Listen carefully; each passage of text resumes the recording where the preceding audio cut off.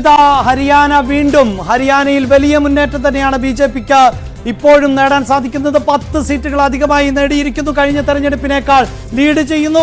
BJP വീണ്ടും 50, കോൺഗ്രസ് 34. വലിയ അന്തരം, 16 സീറ്റുകളുടെ അന്തരം ആണ് ഇപ്പോൾ കോൺഗ്രസ് നേരിട്ടുകൊണ്ടിരിക്കുന്നത്.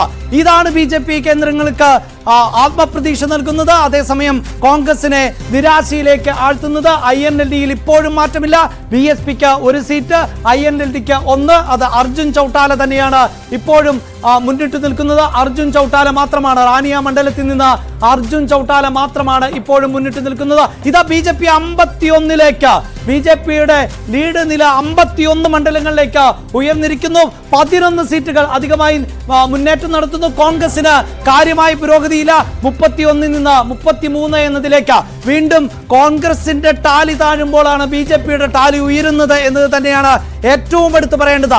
അങ്ങനെയെങ്കിൽ മഞ്ജുഷ്, ഇപ്പോൾ വോട്ടെണ്ണൽ നടന്നുകൊണ്ടിരിക്കുമ്പോൾ BJPയും കോൺഗ്രസും നേർക്കുനേർ മത്സരിക്കുന്ന മണ്ഡലങ്ങളിൽ നിന്നുള്ള ഫലമാണ് നമുക്ക് മാജിക് ബോളിലേക്ക് ലഭിച്ചുകൊണ്ടിരിക്കുന്നത്. അതുകൊണ്ട് തന്നെയാണ് ഈ ടാലി ഇത്രമേൽ മാറിമറിയുന്നത്.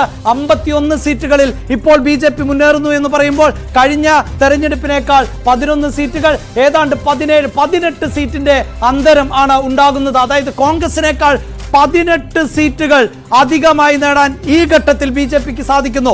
ഇത് ഞെട്ടിക്കുന്ന മുന്നേറ്റം തന്നെയാണ്, അത്ഭുതപ്പെടുത്തുന്ന മുന്നേറ്റം തന്നെയാണ്, കോൺഗ്രസ് കേന്ദ്രങ്ങളെ അമ്പരപ്പെടുത്തുന്ന മുന്നേറ്റം തന്നെയാണ്. ഒരു സംശയവുമില്ല, ഇത്രമേൽ വലിയൊരു അന്തരം കോൺഗ്രസ് ഒരിക്കലും പ്രതീക്ഷിച്ചില്ല. ഒരു പക്ഷേ തോൽവി പിണഞ്ഞാൽ പോലും അത് 1-2 സീറ്റുകൾ, അങ്ങനെ ഒരു തോൽവിയെക്കുറിച്ച് കോൺഗ്രസ് കേന്ദ്രങ്ങൾ ആലോചിച്ചിട്ട് പോലും ഉണ്ടാകില്ല.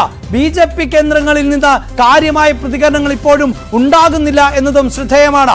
അതാണ് എന്തുകൊണ്ട് ഹരിയാനയിൽ കൂടുതൽ രാഷ്ട്രീയ നീക്കങ്ങൾ BJP നടത്തുന്നില്ല എന്നതാണ് എടുത്തു പറയേണ്ടത്. പക്ഷെ മഞ്ജുഷ, ഇത് രാജ്യതലസ്ഥാനമായ ഡൽഹിയോട് ചേർന്ന് നിൽക്കുന്ന പ്രദേശമാണ്. 1-2 മിനിറ്റുകൾ കൊണ്ട് തന്നെ രാഷ്ട്രീയ നീക്കങ്ങൾ നടത്താൻ ശേഷിയുള്ള നേതാക്കൾ, BJPയുടെ നേതാക്കൾ സസൂക്ഷ്മം നിരീക്ഷിക്കുന്നുണ്ടാകും. ഒരു ടെലിഫോൺ കോളിലൂടെ സർക്കാർ രൂപീകരിക്കാൻ ശേഷിയുള്ള സംവിധാനം ഇപ്പോൾ BJPക്കുണ്ട്.